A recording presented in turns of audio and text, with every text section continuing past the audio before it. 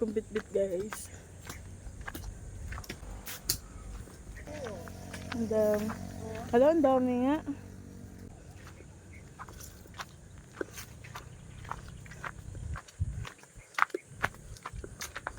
Lagay ko lang to guys sa bag ko. Para ano. Ang dami kong nakuha guys, 'di ba? Ayan, hiningi ko to guys, ha? Hindi ako basta-basta kumuha. Ayan siya.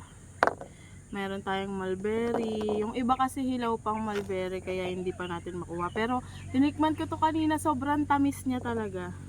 Yan, meron din tayo ditong suha. Iningi ko din to. Ako din yung kumuha nito doon sa mismong puno niya. And then ito naman, bigay ito sa akin ni Nanay Rosie. Papaya siya guys. Tapos pinakuha na din ako ni Nanay Rosie ng tanlad. Ayan, papaya and tanlad, kulang na lang manok para meron na tayong tinola.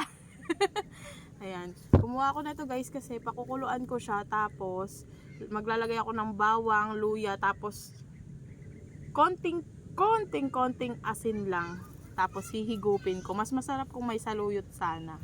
Yan, nag-herbal na din kasi ako guys, nag-diet na ako kasi sobrang laki ko na. Ang arte mo, hindi ka gaganan. So yan, since madagta nga to guys, ibabalot natin siya.